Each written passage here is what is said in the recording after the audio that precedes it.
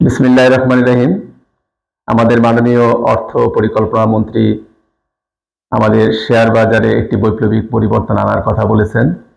তিনি চট্টগ্রামকে বাণিজ্যিক রাজধানীতে রূপান্তরের কথা বলেছেন। প্রকৃত অর্থে তিনি চট্টগ্রামকে বাণিজ্যিক রাজধানীতে রূপান্তর করবেন। তিনি বলেছেন যে অর্থনীতিতে একটি বড় রকমের কাঠামোগত পরিবর্তন আনা হবে। এর ফলে আমাদের শেয়ার বাজার আরও গতিশীল হবে। শেয়ার বাজার গতিশীল করার জন্য মাননীয় মন্ত্রীর যে অভিপ্রায় সেটাকে আমরা সাধুবাদ জানাই। তিনি কি কি পদক্ষেপ নিতে পারেন সেগুলোর ব্যাপারে প্রথম যে পদক্ষেপ সেটি হলো যে ভালো ভালো কোম্পানিকে আমাদের শেয়ার বাজারে তালিকাভুক্ত করতে হবে, যেমন নেসলে বাংলাদেশ, ইউনিলিভার, প্রাণ, আরএফএল, আকিজ, স্কয়ার গ্রুপের আরও অনেক প্রতিষ্ঠান আছে যেগুলো এখনও শেয়ার বাজারে তালিকাভুক্ত হয়নি। বসুন্ধরা গ্রুপেরও আরও অনেক প্রতিষ্ঠান আছে, এগুলো শেয়ার বাজারে তালিকাভুক্ত করতে হবে। বাংলা লিংককে শেয়ার বাজারে আনতে হবে।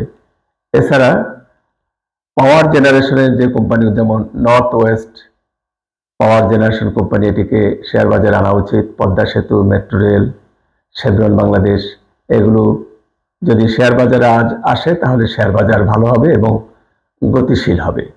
তবে আমাদের কিছু সংস্কারের কথাও তিনি বলেছেন। এই সংস্কারগুলোর মধ্যে আমি যেটি বলতে পারি যে মার্জিন যে রুল আছে সেটিকে যুগোপযোগী করতে হবে। মার্জিন রুলের যে সুদের হার, মার্জিন ঋণের যে সুদের হার সেটি অনেক বেশি।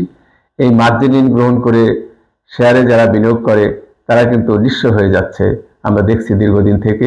এ ব্যাপারে একটি অনুকূল এবং বিনিয়োগ বান্ধব একটি মার্জিন ঋণ নীতিমালা তৈরি করতে হবে। সুদের হার কমিয়ে আনতে হবে এবং এটি 4%-এর উপরে সুদ হবে না, বা যুক্তিসঙ্গত যে সুদের হার সেটি নির্ধারণ করে এই মার্জিন ঋণ নীতিমালা জারি করতে হবে। কোম্পানি এজিএম করতে না পারলে, ডিভিডেন্ড সময় মতো না দিতে পারলে কোম্পানিকে জেড ক্যাটাগরিতে নিয়ে যাওয়া হয়, এটি বন্ধ করতে হবে।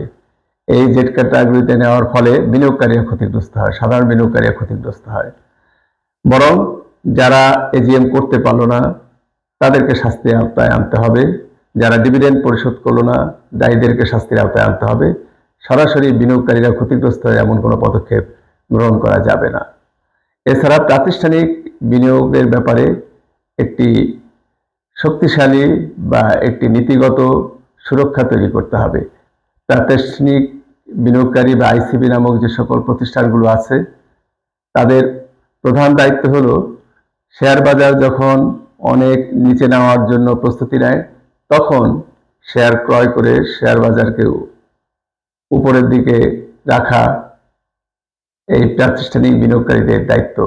আবার যখন অনেক ঊর্ধ্বগামী হয় তখন নিজেদের হাতে থাকা শেয়ারগুলো বিক্রয় করে দিয়ে শেয়ার বাজারকে স্থিতিশীল রাখা নিয়ম, কিন্তু সেটি এই প্রাতিষ্ঠানিক বিনিয়োগকারীরা মানছে না, বরং এমন সব জটিল অবস্থা তৈরি করে যে সাধারণ বিনিয়োগকারীরা ক্ষতিগ্রস্ত হয়।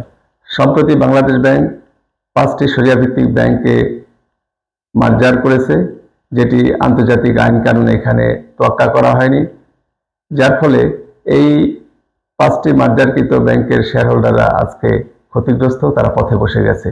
এ ব্যাপারে নতুন সরকারকে, মাননীয় অর্থমন্ত্রীকে দায়িত্বশীল ভূমিকা নিতে হবে এবং শেয়ার মালিকদের শেয়ার মূল্য বা ক্ষতিপূরণ যেটাই হোক সেটা তাদেরকে দিতে হবে। এছাড়া ক্ষুদ্র বিনিয়োগকারীদের জন্য সুরক্ষা তহবিল গঠন করতে হবে, অর্থাৎ ক্ষুদ্র বিনিয়োগকারী বা সাধারণ বিনিয়োগকারীদের শেয়ারে বিনিয়োগ করে যদি তারা ক্ষতিগ্রস্ত হয় তাহলে সুরক্ষা তহবিল থেকে তাদেরকে ক্ষতিপূরণ দেওয়া বা অনুদান দেওয়ার মতো পদক্ষেপ গ্রহণ করতে হবে। বিশেষ করে কোম্পানিগুলোকে দেখা যায় যে শেয়ার কারসাজির সাথে কোম্পানিগুলোর পরিচালক পর্ষদ শেয়ার কারসাজির সাথে জড়িত থাকে, তারা শেয়ার ব্যবসার সাথে সরাসরি জড়িত থাকে, যার ফলে শেয়ার বাজারে কারসাজির কারকের ভূমিকায় থেকে তারা ক্ষুদ্র বিনিয়োগকারীদেরকে নিঃস্ব করে তোলে। কোম্পানির পরিচালক বা পরিচালনা পর্ষদের যে কোনো সদস্য যাতে শেয়ার ব্যবসা করতে না পারে সেদিকে খেয়াল রাখতে হবে এবং সেই ব্যাপারে নীতিমালা জারি করতে হবে। আমরা মাননীয় অর্থ পরিকল্পনা মন্ত্রীর যে উদ্যোগ, তার যে অভিপ্রায়, তার যে চিন্তাভাবনা, সেটি আমাদের শেয়ার বাজারে বাস্তবায়িত হোক, সেটা আমরা অবশ্যই প্রত্যাশা করি। একই সঙ্গে আমি বলবো, বিসেক বা Bangladesh securities and exchange commission, এই কমিশন আমাদের সাধারণ বিনিয়োগকারী, বড় বিনিয়োগকারী কারোরই আস্থা অর্জন করতে পারছে না। সিকিউরিটিজ অ্যান্ড এক্সচেঞ্জ কমিশন যাতে সকল বিনিয়োগকারীদের পক্ষে গঠনমূলক ভূমিকা রাখতে পারে, সেই জন্য সিকিউরিটিজ অ্যান্ড এক্সচেঞ্জ কমিশনের সাংগঠনিক কাঠামো এবং সেখানে পেশাদার ব্যক্তিত্ব যারা শেয়ার বাজার বোঝে, অর্থ বাজারের সাথে সংশ্লিষ্ট, তাদেরকে নিয়োগ প্রদান করতে হবে। সবাই ভালো থাকবেন এবং আমি আশা করি যে মাননীয় মন্ত্রীর এই চিন্তাভাবনা থেকে আমাদের শেয়ার বাজারে গতিশীলতা ফিরে আসবে।